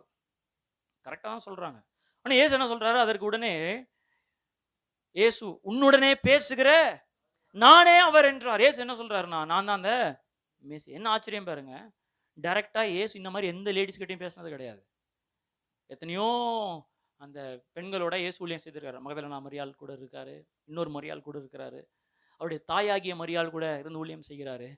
ஆனா எங்கேயுமே போயிட்டு ஐ ஆம் த மெசாயா அப்படின்னு என்ன பண்ணதில்லை, அங்கே என்ன பண்ணதில்லை, வெளிப்படுத்தினதே இல்லை. அப்போ எத்தனையோ நல்லவங்க இருக்கத்தக்க அவங்க கிட்ட எல்லாம் வெளிப்படுத்தாத ஒரு வெளிப்பாட இந்த அம்மாவுக்கு வெளிப்படுத்துறாருன்னா, இந்த அம்மாவை எவ்வளவு நேசிக்கிறார்னு அர்த்தம். அல்லேலூயா. ஆண்கள் கிட்ட கூட அப்படி சொல்லல. ஒரே ஒரு தடவை நீங்க யோவான் 9ஆம் அதிகாரத்துக்கு வாசிச்சு பாத்தீங்கன்னா, அங்க ஒரு குருடனை பார்வையடைய செய்யறாரு. அவனை யாரும் ஏத்துக்கல, அவனை தேவாலயத்தை விட்டு தள்ளலான்னு முயற்சிக்கிறாங்க. அப்போ ஏசு அவங்க கிட்ட போய் கேட்கிறா, நீ என்னை விசுவாசிக்கிறாயா அப்படின்றாரு. அப்போ அந்த 9:37 நீங்க வாசிச்சு பாத்தீங்கன்னா, ஏசு அவனை நோக்கி, நீ அவரை கண்டு இருக்கிறாய், உன்னுடனே பேசுகிறவர் அவர் தான், அது நான் தான். அந்த வார்த்தை திரும்பி சொன்ன, நான் தான் அந்த மேசாயா அப்படின்றாரு. அப்போ 2 பேர் கிட்ட தான் வேதத்திலேயே வெளிப்படுத்தி இருக்கிறாரு. அப்ப பாருங்க, இந்த சமாரிய லேடி கிட்ட வெளிப்படுத்துகிறாருன்னா எவ்வளவு பேர் இருந்தாங்க வெளிப்படுத்த, எத்தனை பேர் தகுதியா இருந்தாங்க இந்த வெளிப்பாடுக்கு. இவங்களெல்லாம் விட்டுட்டு அந்த மாதிரி ஒரு கேர்லெஸ்ஸான வாழ்க்கை வாழ்ற, பேரை கெடுத்துக்கிட்டு, அதுவும் ஒரு ஆள் கிட்ட இல்ல 6 பேர்கிட்ட உறவு வைத்திருக்கிறவங்க கிட்ட போய் வெளிப்படுத்துகிறார்னா, இந்த தேவன் எவ்வளவு கிருபை நிறைந்தவராக அவர் இருக்கிறார். அல்லேலூயா. 26 சொல்றாரு, இயேசு உன்னுடனே பேசுகிற நானே அந்த மேசியா, நான் தான் உன்னுடைய பரிபூரணம். நீ ஒரு நிறைவை தேடிட்டு இருக்கிறல்ல, வாழ்க்கை திருப்தி இல்லாமல் இருக்கிறல்ல, நான் தான் உன்னுடைய பரிபூர்ணமாக, உன்னுடைய நிறைவாக, ஆமா உன்னுடைய என்னை குறித்து அறிகிற வெளிப்பாட்டுல தான் உன் வாழ்க்கை நிறைவே ஒளிந்திருக்கிறது. எத்தனை பேர் ஆமேன்னு சொல்றீங்க? பக்கத்துல கைப்பிடிச்சு சொல்லுங்க, இயேசு கிறிஸ்துவ எந்த அளவுக்கு அறிகிறீங்களோ அந்த அளவுக்கு வாழ்க்கை நிறைவாக்கப்படும். என்ன சொல்றாருன்னா, my revelation is your fullness. என்னை குறித்ததான வெளிப்பாடு தான் உன் வாழ்க்கையை நிறைவாக்குகிறது. அல்லேலூயா. அது அவங்க வாழ்க்கையிலேருந்தே பார்க்க முடியும். என்ன நடக்குது? அவங்க சொல்றாங்க, மேசியா ஒருத்தர் வருவாராம், அவர் எல்லாத்தையும் என்ன பண்ணுவாராம், சொல்லி கொடுப்பாராம். ஏன் சொல்றேன், நான் தான் அந்த மேசி. அப்புறம் என்ன நடக்குது பாருங்களேன், 28 பாருங்க. அப்பொழுது அந்த ஸ்திரீ தன் குடத்தை, இன்னும் தண்ணி பிடிக்கல, தண்ணீரும் பிடிக்கல, கேட்டவருக்கு என்ன பண்ணல, தண்ணீர் பிடிச்சு குடத்தை வச்சுட்டு போயிட்டாங்க. ஊருக்குள் போய் ஜனங்களை, வேறங்க எந்த ஊருக்கு பயந்து மத்தியானம் தண்ணி எடுக்க போனாங்களோ அந்த ஊருக்கே திரும்ப போறாங்க. அப்போ அவருடைய நிறைவு உங்களுக்குள்ள வந்தனால பயம் போயிடுச்சு, குற்ற உணர்ச்சி போயிடுச்சு, அவங்களை குறித்ததான ஒரு தவறான எண்ணம் அவங்களை விட்டு போயிடுச்சு. ஆமா, இப்ப போய் என்ன சொல்றாங்கன்னா, நான் செய்த எல்லாவற்றையும் ஒரு மனுஷன் எனக்கு, இது உண்மையா பொய்யா? இந்த மாதிரி எங்கேயா சொன்னாரா? எல்லாத்தையும் சொன்னாரா? அவங்களுடைய ஆதார் நம்பர் சொன்னாரா? அவங்க ஃபோன் நம்பர் சொன்னாரா? உங்க வீட்டில் 4ஆம் நம்பர் செல்ஃப்ல சோப்பு கலர்ல ஒரு சாம்பார் பொடி வச்சுக்கிறீங்கன்னு சொன்னாரா? ஏதாவது சொன்னா, அந்த மாதிரி ஏதாவது டீட்டெயில் சொன்னாரா? எல்லாத்தையும் சொன்னாரா? இல்ல. ஆனா இவங்க என்ன சொல்றாங்கன்னா, எல்லாத்தையும் என்ன பண்ணாரு, சொன்னாரு. ஆக்சுவலா என்ன சொன்னாரு? தண்ணீர் வேணும்னு கேட்டாரு. இவங்க என்ன சொன்னாங்க, அதெல்லாம் தர முடியாது அப்படின்னு பெரிய கதை அளந்தாங்க. இவர் சொன்னாரு, கேட்கறது யாருன்னு தெரிஞ்சா இவர்கிட்டே என்ன பண்ணுவேன், நின்று தண்ணி வாங்கி குடிப்ப அப்படின்னாரு. அவங்க சொன்னாங்க, அப்ப நான் அந்த தண்ணீரை கொடுங்கன்றாங்க. இவரு சொன்னாரு, போய் வீட்டுக்காரரை கூட்டு வாங்க. அந்த அம்மா சொன்னாங்க, எனக்கு வீட்டுக்காரனே இல்லைன்னாங்க. இதுதான் சொன்னாரு. ஆமா, ஆனா எங்கேயுமே அவங்க வாழ்க்கையை குறித்து எதுவுமே அவர் சொல்லல. ஆனா அவங்க என்ன சொல்றாங்கன்னா, நான் செய்த எல்லாவற்றையும் ஒரு மனுஷன், பாருங்க திரும்ப அந்த வார்த்தை சொல்றாங்க, என்ன வார்த்தை? எல்லாவற்றையும். திரும்ப சொல்லுங்க, எல்லாவற்றையும் சொல்லுங்க, எல்லாவற்றையும். ஒரு மனுஷன் எனக்கு. ஏன் அப்படி சொல்றாங்க? ஏன்னா மனசு நிரம்பிடுச்சு, அது எப்படி சொல்றதுன்னு அவங்களுக்கு தெரியல. அல்லேலூயா. ஆமா, இப்போ மனசு நிரம்பினால குடமும் வேண்டாம், தண்ணீரும் வேண்டாம். என் மான மரியாதை, என்னுடைய பேச்சு, என் வாழ்க்கை முறை, ஆமா ஜனங்க பார்க்குற விதம் எதுவும் வேண்டாம். அதெல்லாம் நான் யோசிக்கல. ஊருக்குள்ள ஓடி வந்து சொல்றாங்க, ஒரு மனுஷன் வந்திருக்கிறாரு, அவர் எல்லாவற்றையும் என்னை அறிந்தவராக இருக்கிறாரு. அல்லேலூயா. எல்லாவற்றையும் என்கிற வார்த்தையை பயன்படுத்துகிறாங்க. அது எல்லாவற்றையும் என்பது அது நிறைவை காட்டுகிறது. எத்தனை பேர் ஆமேன்னு சொல்றீங்க? சத்தமா அல்லேலூயா. இப்போ பரலோகத்துக்கு போனால் அவங்கள பார்த்து கேட்கணும், பிரைஸ் லார்ட் சிஸ்டர், நீங்க தான் சமாரியா ஸ்திரியா? கொஞ்சம் சொல்லுங்க. அன்னைக்கு எதுவுமே உங்களை பற்றி சொல்லலை, அப்புறம் ஏன் ஊருக்குள்ளே போய் எல்லாவற்றையும் சொன்னாருன்னு நீங்கள் சொன்னீங்களே? அப்போ அவங்க சொல்லுவாங்க, நான் நினைக்கிறேன், விசுவாசிக்கிறேன், praise Lord brother, praise Lord sister, நான் தான் அந்த சமாரிய ஸ்திரீ. நான் மீட் பண்ணும் போது மனசுலாம் காலியாக இருந்துச்சு, ரொம்ப துன்பத்தில் இருந்தேன், எல்லாரும் என்னை ஒதுக்கி இருந்தாங்க. அவர்கிட்ட பேசி அவர்கிட்ட பழக அவர் யாருன்னு வெளிப்படுத்தினார் பாருங்க, என் மனசே நிரம்பிடுச்சு. சந்தோஷத்தில் குறைவில்லாமல் மாற்றிட்டாரு, சமாதானத்தில் குறைவில்லாமல் மாற்றிட்டாரு. என்னை பற்றி எனக்கே இப்போ கவலை இல்லை. ஓ, வானத்தையும் பூமியும் படைத்த தேவன் எனக்காக மதியம் 12 மணி வெயிலில் தண்ணீர் தாகத்தோடு உட்கார்ந்து இருந்து யாரும் கண்டிக்காத போது என்னை கண்டு என்னை அறிந்தவராக என்னைய மேசியா என்று வெளிப்படுத்தினாரே. நல்லா கரங்களை தட்டி கர்த்தரை மகிமைப்படுத்துவோம். அவர் நிறைவானவர். அதனால என் வாழ்க்கை நிறைவாய் மாறிடுச்சு. அல்லேலூயா. அதனால தான் சொல்றாங்க, எல்லாத்தையும் சொல்லிட்டாரு. என்ன சொல்லிட்டாரு? எல்லாத்தையும் சொல்லிட்டாரு அப்படின்றாங்க. அல்லேலூயா. அப்போ உங்க வாழ்க்கையில திருப்தி வேணுமா? உங்களுடைய ரகசியம் இதுதான். என்ன ரகசியம்னா, இயேசு கிறிஸ்துவை சொந்த இரட்சகராக ஏற்றுக்கொள்கிறது மாத்திரமல்ல, அவரை அறிகிற அறிவில் வளரும் பொழுது வாழ்க்கை நிறைவாக்கப்படுகிறது. அவரை தெரிஞ்சிக்க மனசுல ஒரு மிகப்பெரிய ஒரு திருப்தியை கர்த்தர் கட்டளை இடுகிறார். 29 பாருங்க, அவர் சொல்றாங்க, இன்னொரு வார்த்தையை சொல்றாங்க பாருங்களேன். நான் செய்த எல்லாவற்றையும் ஒரு மனுஷன், யாரா? இங்கிலீஷ்ல யாரும் come and see a man, come see a man அப்படின்றாங்க. ஒரு மனுஷன் வந்தாரு. ஏன்னா இது வரைக்கும் 6 பேர் கூட நான் வாழ்ந்திருக்கிறேன். எத்தனை பேர் கூட? 6 பேர். 5 + 1 6 பேர் கூட நான் வாழ்ந்திருக்கிறேன் நான். ஆமா, 6 நாளே கர்த்தர் மனுஷன் எத்தனை நாள் படைச்சாரு? 6ஆம் நாள் படைச்சார். 6 நாள் இன்கம்ப்ளீட்னு அர்த்தம். 6 நாள் நிறைவற்ற நிலைமைன்னு அர்த்தம். ஆனா 7ஆவது ஒருத்தர் வந்திருக்கிறார். 7னா என்னது? பரிபூரணம், நிறைவு, கம்ப்ளீட், ஃபுல்னஸ். 6 பேர் நிறைவாக்க முடியாததை 7ஆவது ஒரு நபர் நிறைவின் சொரூபியாய் வந்திருக்கிறாரே. அவர் தான் என் வாழ்க்கையின் முழுமையான நிறைவு. எத்தனை பேர் ஆமென் சொல்றீங்க? அவர் தான் என் வாழ்க்கையின் பரிபூர்ணமான நிறைவு. அல்லேலூயா. எத்தனை பேர் இயேசு கிறிஸ்து அதிகமாக தேடுற வாஞ்சையில் இருக்கிறீங்க? அப்போ அவர் தான் நம்முடைய வாழ்க்கையின் பரிபூரணமான உறவாக இருக்கிறார். இதான் முதலாவது விஷயம் நம்ம கற்றுக்கொள்கிறோம். ஜீசஸ் இஸ் அவர் பெர்ஃபெக்ட் ரிலேஷன்ஷிப். பக்கத்தில் கைப்பிடிச்சு சொல்லுங்க, இயேசு தான் நம்முடைய பரிபூரணமான உறவு, நிறைவான உறவு. சொல்லுங்க, முழுமையான உறவு. ஆமா, ஒரு காலத்திலையும் கைவிடாத உறவு இருக்கிறாருன்னு அவர் தான் இயேசு கிறிஸ்து. ஒரு காலத்திலையும் குற்றப்படுத்தாத ஒரு உறவு இருக்குதுன்னா அவர் தான் இயேசு கிறிஸ்து. சதா காலங்களிலும் நம்முடைய விசுவாசம் நம்மளை ஊக்குவிக்கிறவர் ஒரு உறவு இருக்குதுன்னா அவர் தான் இயேசு கிறிஸ்து. நம்முடைய பெஸ்ட் ஃப்ரெண்ட், நம்முடைய பெஸ்ட் கம்பேனியன் யாருன்னா இயேசு கிறிஸ்து தான். கொலோசியர் 2ஆம் அதிகாரம் வசனத்தை சேர்ந்து வாசிப்போம். 2ஆம் அதிகாரம் 9-10 வேதம் சொல்லுகிறது பாருங்க. கொலோசியர் 2:9-10. ஏனென்றால்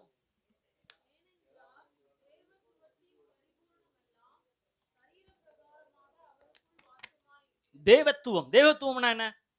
பிதா, குமாரன், ட்ரினிட்டி. அதுக்கு தான் இந்த திரித்துவத்தை தான் தேவத்துவம் அப்படின்றாங்க. அப்போ அந்த பரிசுத்த ஆவியான 3 நபரின் பரிபூர்ணம் எல்லாம் சரீர பிரகாரமாகி அவருக்குள் வாசமா இருக்கிறது. அப்ப தேவனுடைய முழு நிறைவும் யாருக்குள்ள இருக்குதான்? இயேசுவுக்குள் இருக்கிறது. இதை தெரிஞ்சுக்கிறதுனால நமக்கு நம்ம என்ன பண்றது? இதனால நமக்கு என்ன பலன்? 10ஆம் வசனம், மேலும் சகல துரைத்தனங்களுக்கும் அதிகாரத்திற்கும் தலைவராயிருக்கிற எல்லாரும் அவருக்குள் நீங்கள் பரிபூரணம் உள்ளவராய் இருக்கிறீர்கள். கை வைத்து சொல்லுமா, அவருக்குள் நாங்கள் பரிபூரணம் உள்ளவராய் இருக்கிறோம். சொல்லுங்க, அவருக்குள் நான் பரிபூரணம் உள்ளவராய் இருக்கிறேன். திரும்ப சொல்லுங்க, அவருக்குள் நான் பரிபூரணம் உள்ளவராய் இருக்கிறேன். யாருக்குள்ள? ஆமா, என் வேலைக்குள்ள அல்ல, உறவுக்குள்ள அல்ல. ஆமா, 7ஆவதாய் வந்த இயேசு கிறிஸ்துவுக்குள்ள ஆண்டவர் உங்களையும் என்னையும் பரிபூர்ணமாய் மாற்றி இருக்கிறார். விசுவாசிக்கிறோம். நல்ல கரங்களை தட்டி கர்த்தரை மகிமைப்படுத்துவோமா? அவர் தான் பெர்ஃபெக்ட் ரிலேஷன்ஷிப். அவர் தான் பரிபூர்ணமான உறவு. எந்த மனுஷனாலையும் நிறைவேற்றப்பட முடியாத ஒரு பரிபூரண ஒரு முழுமை யார்கிட்டனா அது அவர்கிட்ட தான் இருக்குது. அல்லேலூயா. சத்தமா அல்லேலூயா. யோவான் 2ஆம் அதிகாரத்தை வந்தீங்கன்னா அங்கே ஒரு சம்பவம், கானா ஒரு கல்யாணம். ஆமாம், கல்யாணத்தில் நல்லா போயிட்டு இருக்குது. 7 நாள் கல்யாணம். 7 நாள் கல்யாணம் பாருங்க. நம்ம நல்ல வேலை அந்த காலத்தில் நம்ம இல்லை, இந்த காலத்தில் கத்த நம்மளை வச்சிருக்கிறார். ஏன்னா ஒரு நாள் கல்யாணம் வச்சு நம்ம டயர்டாகி சோறுலாம் போட்டு, ஆமாம் டயர்டாகி அடுத்த நாள்லாம் ஜபம், ஆண்டவரே கேமராமேனை சீக்கிரம் தூக்கிடுங்கப்பா, ஏன்னா அவனுக்கு தான் ஃபைனல் பாக்கிலாம் வைக்கணும். ஆண்டவரே இந்த பாக்கியை கேட்கக்கூடாது ஆண்டவரே அப்படின்னு நம்ம ஜெபிக்க ஆரம்பிச்சிடறோம். ஆனால் இவங்க 7 நாள் ரிசப்ஷனா, 7 நாள் ரிசப்ஷன், 7 நாளும் திராட்சை ரசத்தை ஊத்துறாங்க. பார்த்தா 7ஆவது நாள் இப்போ காலி ஆயிடுச்சு. நம்ம ஊரில் பிரியாணி காலியான மாதிரி அங்கே என்ன ஆயிடுச்சு, திராட்சை ரசம் காலி. துக்கமான விஷயம். இயேசு தேடி வராங்க. இயேசு வெளியில் வெயிட் பண்ணுறாரு. ஆமாம், வெளியே 6 கற்சாடி இருக்கு. எத்தனை கற்சாடி பாருங்க? 6 கற்களால் செய்யப்பட்ட ஜார்ஸ். ஒரு கற்சாடி 25 லிட்டர் கிட்ட தண்ணி பிடிக்குமா? அப்போ எத்தனை கற்சாடி? 6 கற்சாடி. 6 எதற்கு அடையாளம்? நிறைவற்ற ஒரு தன்மைக்கு அடையாளம், இன்கம்ப்ளீஷனுக்கு அடையாளம் 6 நாள். இப்போ இயேசு கிட்ட வந்தோம். இயேசு சொல்றாரு, 7ஆம் வசனம் பாருங்க, 2ஆம் அதிகாரம் 7ஆம் வசனம், ஜாடிகளிலே தண்ணீர் நிரப்புங்கள் என்றாராம். ஏன்னா அவர் நிரப்பதான் வந்திருக்கிறார், அவர் நிறைவாக்கத்தான் அவர் வந்திருக்கிறார். அல்லேலூயா.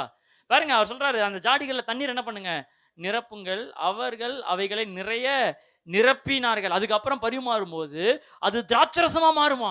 எப்படி நடந்தது? 6 கற்சாடிகள் இப்போ எல்லாமே எம்டியா இருக்குது. திருமணமே இப்ப கேள்வியில போயிடுச்சு. ஆனா 7ஆவது ஒரு ஜாடி வராரு. அவர் எப்படி வராருன்னா நிறைந்தவராய் வராரு. அல்லேலூயா. அப்போ அந்த ஜாடி 6 காலியா இருந்தது. 7ஆவதாக வந்தவர் அவர் இன்னும் ருசியாக, இன்னும் மதுரமாக அவர் நிரப்பி அவர் அனுப்புகிறவராக இருக்கிறார். திராட்சரசம் சந்தோஷத்துக்கு அடையாளப்படுத்தும். அல்லேலூயா. நீங்க அநேகருடைய வாழ்க்கையில திருமணத்துல சந்தோஷத்தை இழந்துட்டாங்க. கல்யாண ஆரம்பத்தில் ரொம்ப சந்தோஷம், ரொம்ப இன்பம், ரொம்ப நேரம் டைம் ஸ்பெண்ட் பண்ணாங்க, ரொம்ப நேரம் பேசினாங்க, நிறைய டைம் ஸ்பெண்ட் பண்ணாங்க. ஆனால் நாட்கள் போக போக திராட்சரசம் காலியான மாதிரி, தண்ணீரும் காலியான மாதிரி. ஆமாம், இன்னைக்கு வாழ்க்கை மாறிடுச்சு. ஆனால் ஆண்டவர் இன்னைக்கு என்ன வெளிப்படுத்த விரும்புகிறார்னா, he wants to restore your marriage. உங்கள் திருமண வாழ்க்கையை திரும்ப அவர் கட்ட விரும்புகிறார். எத்தனை பேர் ஆமேன்னு சொல்றீங்க? குடும்பத்தை திரும்ப அவர் புதுப்பிக்கிறார். குடும்பத்தில் திரும்ப உறவுகளை அவர் புதுப்பிக்கிறார். சந்தோஷத்தை அவர் புதுப்பிக்கிற தேவனாக இருக்கிறார். வேதத்தில் உள்ள கல்யாணமே சிறப்பான கல்யாணம் இந்த யோவான் 2 தான். ஏன்னா பொண்ணு பேரும் கிடையாது, மாப்பிள்ளை பேரும் கிடையாது. சித்தப்பா, பெரியப்பா, மாமன், தாய் மாமன், கொல்லி விட்டு தாத்தா, பெரியப்பா, ஊர் சொந்த பங்காளி, யார் பேரும் கிடையாது. சமயக்காரன் பேர் கிடையாது, யார் பிபி ஊதுற அவன் பேர் கிடையாது. ஆனால் ஒருத்தர் பேர் மட்டும் இருக்குது. யார் பேர்னா இயேசு. எப்போ திருமணத்தில் குடும்பத்தில் இயேசுவை மையப்படுத்தி வாழ்கிறோமோ அங்கே சந்தோஷம் நிலைநாட்டப்படுகிறது. எத்தனை பேர் கையை வைத்து சொல்ல போறீங்க, ஆண்டவரே நீங்க தான் என் வாழ்க்கையின் 7ஆவது ஜாடி. ஒருவேளை குடும்பத்துல சங்கலாய்ப்போடு சண்டையோடு நீங்க வந்திருப்பீங்க. கத்தர் சொல்லுகிறாரு, 6 ஜாடியை கத்தர் இன்னைக்கு தள்ளிட்டு 7ஆவது ஒரு ஜாடி நிரம்பினவராக அவர் வருகிறார். அவர் இன்றைக்கு குடும்பத்தை சந்தோஷத்தால் நிரப்புகிறார். எத்தனை பேர் ஆமேன்னு சொல்றீங்க? நம்முடைய குடும்பங்கள் எல்லாம் சந்தோஷத்தால் நிரப்பப்படுவதாக. நீங்க நிறைய பேர் ஏன் திருமணம் பண்றாங்கன்னா சந்தோஷத்துக்காக திருமணம் பண்றாங்க. ஆனா என்னாச்சு, காசு காலி ஆனோடனே என்ன போயிடுது, சந்தோஷமும் போயிடுது. ஏன்னா நாத்தனார் ஒரு வார்த்தை சொல்ல, குழந்தைனார் 2 வார்த்தையா சொல்ல, அது மாமியார் 8 வார்த்தையா சொல்ல, அப்புறம் வாழ்க்கையே என்ன ஆயிடுது, அப்படி சந்தோஷம் ஆயிடுது. திருமணம் சந்தோஷத்திற்காக அல்ல, சந்தோஷத்தை பகிர்ந்து கொள்வதற்காக ஏற்படுத்துகிறான் திருமணம். எத்தனை பேர் ஆமேன்னு சொல்றீங்க? பக்கத்துல கை பிடிச்சு சொல்லுங்க, திருமணம் ஆகாதவங்களும் சேர்ந்து சொல்லுங்க, திருமணம் சந்தோஷத்திற்காக அல்ல, சந்தோஷத்தை பகிர்ந்து கொள்வதற்காக. இங்கிலீஷ்ல சொல்லுவாங்க, மேரேஜ் இஸ் நாட், சொல்லுங்க, marriage is not the place to find love, it's a place to share love. ஆமா, நிறைய பேர் அங்க போய் எதை எதிர்பார்க்கறாங்கன்னா சந்தோஷத்தை தேடுறாங்க. சந்தோஷம் இங்க கிடைக்குமா? கிடைக்காது. நம்ம கணவனா மணமகனா நான் சந்தோஷத்தை, நிறைவான சந்தோஷத்தை, கிடைச்ச சந்தோஷத்தை, ஆண்டவர்கிட்ட இருந்து கிடைச்ச சந்தோஷத்துல நிறைவடையணும். மணமகளை அவங்க சந்தோஷத்தை நிறைவடையணும். 2 பேரும் இணையும் போது சந்தோஷத்தை பகிர்ந்து கொள்ளும் பொழுது குடும்பம் இன்னும் சந்தோஷமாய் மாறும். அல்லேலூயா. ஆமா, திருமணம் என்பது நிறைவுக்காக செய்யறதல்ல, நிறைவுனால செய்யறது. எத்தனை நான் சொல்றது புரியுது? ஞானஸ்தானம் மாதிரி தான். ஞானஸ்தானம் என்பது ரட்சிக்கப்படுகிறதுக்காக அல்ல, ரட்சிக்கப்பட்டதினால் எடுக்கிறதா ஞானஸ்தானம். அதே மாதிரி தான் திருமணம் என்பது நிறைவுக்காக அல்ல, நிறைவுனால, தேவனால் ஏற்படுத்தப்பட்ட நிறைவுனால ஏற்படுத்தப்படுகிறதான் திருமணம். எத்தனை பேர் ஆமேன்னு சொல்றீங்க? அப்போ அவருக்குள் நம்ம பரிபூர்ணமாக இருக்கிறோம்னு சொன்னா அவர் தான் நம்முடைய பரிபூர்ணமான சந்தோஷமாக அவர் இருக்கிறார். அல்லேலூயா. 2 பேரை தட்டி சொல்லுங்க, அவர் தான் சந்தோஷம். சொல்லுங்க, அவர் தான் பரிபூர்ணமான சந்தோஷம். முதல்ல கற்றோம், அவர் தான் பரிபூர்ணமான உறவு. அடுத்து அவர் தான் பரிபூர்ணமான சந்தோஷம். லூக்கா 7ஆம் அதிகாரம் வந்தீங்கன்னா அங்கே நூற்றுக்கு அதிபதி இயேசுவை தேடி வருகிறார். எல்லாருக்கும் தெரிந்த சம்பவம் தான், நான் சீக்கிரமா சொல்லி நான் முடிக்கிறேன். அப்போ இயேசுவை பார்த்து சொல்றேன், என் உடம்பு சரியில்லை அப்படின்றாரு. இயேசு சொல்ற, கவலைப்படாதப்பா, நான் வீட்டுக்கு வந்து சுகமாக்குறேன். அவர் சொல்ற, ஆண்டவரே நீர் என் வீட்டுக்கு வருவதற்கு என்ன கிடையாதுன்னா பாத்திரவான் கிடையாது அப்படின்றாரு. இங்க இருந்தே ஒரு வார்த்தை சொல்லுங்க, அவன் சுகமாயிடுவான் அப்படின்றாரு. அப்போ ஆண்டவர் அவனை பார்த்து சொல்றாரு 7ஆம் அதிகாரம் 9ஆம் வசனத்துல, இயேசு இவைகளை கேட்டு அவனை குறித்து ஆச்சரியப்பட்டு திரும்பி தமக்கு பின் செல்கிற திரளான ஜனங்களை நோக்கி, இஸ்ரவேலர்களுக்குள்ளும் நான் இப்படிப்பட்ட விசுவாசத்தை என்று அவளுக்கு சொல்லுகிறேன் என்றார். அவரு விசுவாசத்தை பார்த்து ஆச்சரியப்படுறாரு. என்னம்மா விசுவாசம்ப்பா அப்படின்றாரு. அப்ப சொல்லி அனுப்புறாரு. அவன் வீட்டுக்கு போனா அந்த ஆள் என்ன ஆயிட்டார், அவரு சுகமாயிட்டாரு. எந்த நேரம் பாத்தீங்கன்னா அதே நேரம், எந்த நேரம்னா 7ஆம் மணி நேரம். எத்தனாம் மணி நேரம்? 7 என்னது? பூரணம், நிறைவு, முழுமை. ஆமா, இயேசு பேசினார்னா 7ஆம் மணி நேரம் நம்முடைய வாழ்க்கையில உண்டாகும். நம்முடைய வாழ்க்கையில பெர்ஃபெக்ட் டைமிங், முழுமையான நிறைவான நேரம், காலம் யாருன்னா அது இயேசு கிட்ட தான். கை வைத்தீங்களா? ஒருவேளை இன்னைக்கு ஒரு குற்ற உணர்ச்சியில் நீங்க வந்திருக்கலாம். ஐயோ, இந்த வயசுல நான் பல சாதனைகள் நான் செஞ்சிருக்கணும், இந்த வயசுல இந்த உயர்வு நான் வந்திருக்கணும், இந்த வயசுல am I lacking behind the time, இந்த வயசுல நான் இதெல்லாம் நான் செஞ்சிருக்கணுமே அப்படின்ற குற்ற உணர்ச்சியில் வந்திருக்கலாம். இன்னைக்கு நம்ம சொல்ல போறோம், இயேசுதான் ஏற்ற நேரம், இயேசுதான் சரியான காலம். சொல்லுங்க, இயேசு நீங்க தான் என் பெர்ஃபெக்ட் டைமிங். ஏற்ற காலத்துல நீங்க என்னை உயர்த்துவீங்க, ஏற்ற காலத்துல நீங்க என்னை முன்னாடி கொண்டு போவீங்க, ஏற்ற காலத்துல எனக்கு திருமணம் நடக்கும், ஏற்ற காலத்துல என்ன பிள்ளையை பெற்றெடுப்பேன், ஏற்ற காலத்துல கர்த்தரை உயர்த்துவார். நல்ல கரங்களை உயர்த்தி, கொஞ்சம் அந்நிய பாஷைகளை பேசுவோமா? ஒருவேளை நான் காலம் பின்தங்கிட்டேன், என் காலத்தை வேஸ்ட் பண்ணிட்டேன்னு நினைக்காதீங்க. இன்னைக்கு அவர் பேசினார்னா 7வது மணி நேரம் உங்க வாழ்க்கையில உண்டாகுகிறது. My due time is Jesus. ஹல்லேலூயா, ஹல்லேலூயா. குறித்த காலத்துக்குள் தரிசனம் வைக்கப்பட்டிருக்கிறது. ஆமா, முடிவிலே அது விலங்கு, அது பொய் சொல்லாது. அது தாமதித்தாலும் அதற்காக காத்து நிச்சயமாய் அது என்ன பண்றது இல்லைன்னா தாமதிப்பது இல்லை. பக்கத்துல கைப்பிடிச்சு சொல்லுங்க, சரியான நேரம் வரப்போகுது. சொல்லுங்க, உங்க சரியான நேரம் இயேசு கிறிஸ்து.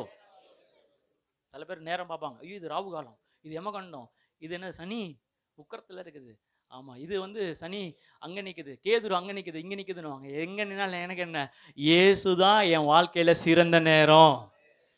இந்த வருஷம் மாறிச்சுன்னா சரியாயிடுவாங்க. சொல்லுவாங்கல்ல, அடுத்த வருஷம் 2026 கூட்டி கழிச்சு பாரு, 6, 7, 8, 9, 10 வருது, உனக்கு கல்யாணம் ஆயிடுவாங்க. இல்ல, நாட்கள் அல்ல, என் நேரம் இயேசு கிறிஸ்து.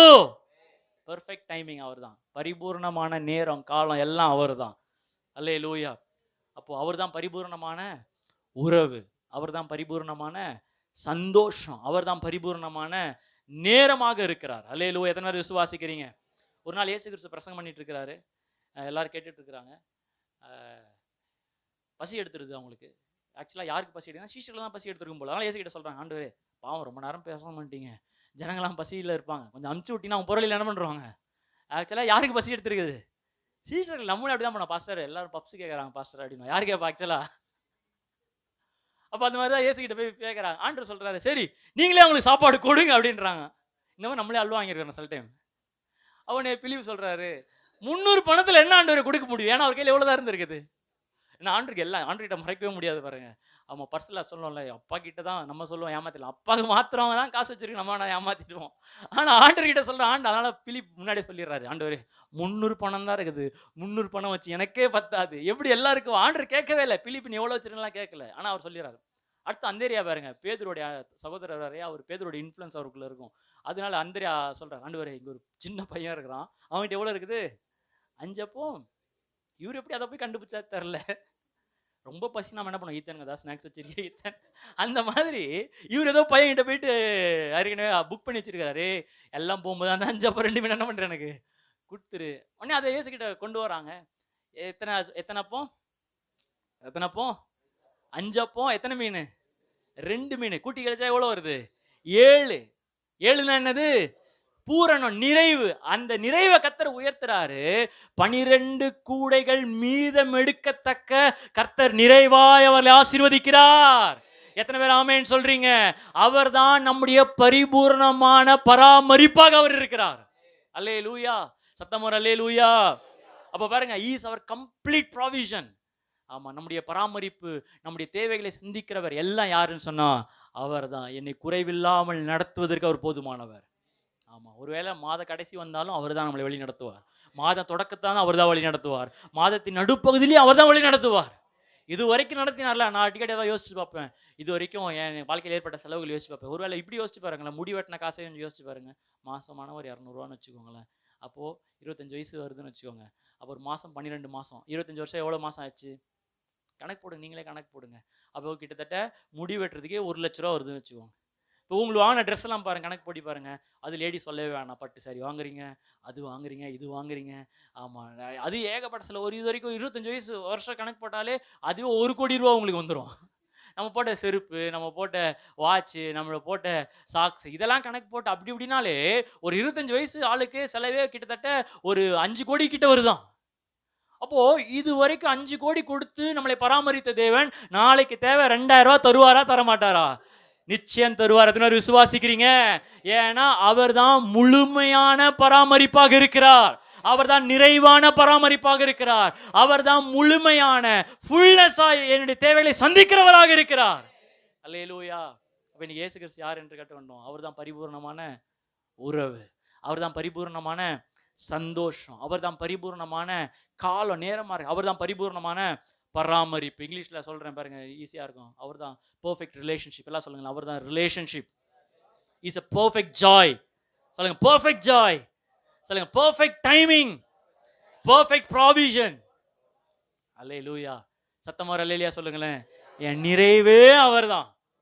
ஒருவேளை இன்னைக்கு சமாரியா ஸ்திரீ போல எவ்வளோ ட்ரை பண்ணிட்டேன், எவ்வளோ அடிபட்டுட்டேன், எவ்வளோ சோர்ந்து போயிட்டேன், இன்னும் என்ன இருக்குது? ஆண்டவர் சொல்றாரு, உனக்காக சபை என்கிற கிணறு பக்கம் உட்கார்ந்து இருக்கிறேன், உன்னை பார்க்கணுன்னு நான் உட்கார்ந்துருக்கிறேன். ஆமா, நான் தான் உன் நிறைவு, நான் தான் உன் தேவை, நான் தான் உன் மேசியா, நான் தான் உன் எல்லாமாவது நான் இருக்கிறேன். அல்லேலூயா. எத்தனை பேர் ஒத்துக்கிறீங்க? அவர் தான் எனக்கு எல்லாம். சகை வாழ்க்கையில் நீங்க பாத்தீங்கன்னா, அவரு மனம் திரும்புறாரு. அவரு எல்லாரும் முன்னாடி எழுந்து நின்று தைரியமா அவர் சொல்றாரு, எல்லாரும் கவனிங்க, பணத்துக்காக நான் ஊரே ஏமாத்திட்டேன், உண்மைதான். அதனால இன்னைக்கு நான் யாரெல்லாம் ஏமாத்தனோ எத்தனை தரம் திருப்பி கொடுக்குறாரு? 4 தரம். 4 எத்தனையா அவர் என்ன பண்றாருன்னா திருப்பி கொடுக்குறேன். என் சொத்துல பாதி ஏழைகளுக்கு என்ன பண்றேன்? கொடுக்குறேன். இப்படி யாருக்காவது தாராள மனசு வந்துருக்குதா? இந்த மாதிரி எப்படிப்பட்ட ஒரு மாற்றம் அவருடைய வாழ்க்கையில பாருங்க. நான் வந்து யோசிச்சு பார்த்தேன், இதெல்லாம் அறிவிக்கும் போது அவர் மனைவி சண்டை போட்டிருக்க மாட்டாங்களா? கடகடன்னு ஓடி வந்து, என்ன சகையோ என்ன நினைச்சுக்கிறேன் நீ மனசுல? நீ பாட்டு இஷ்டத்துக்கு நீ ஏன் கீழே பார்த்த சகை எப்படி வந்துருக்க? அவர் இல்லம்மா பரிமளம், அதெல்லாம் இல்லம்மா, ஆக்சுவலா ஊரெல்லாம் ஏமாத்தின உண்மைதான். ஏன்னா அவர் மனைவி அவரோட ரைட்டா இருந்திருப்பாங்க.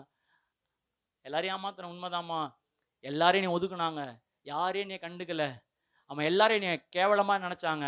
ஆனா என்னையே தேடி ஒருத்தர் வந்தாரு, என் வீட்டுக்கு வந்தாரு, பாவியாகிய என்னோடு அவர் உட்கார்ந்து சாப்பிட்டாரு, என் கூட அவர் கிருபையா இருக்கிறாரு.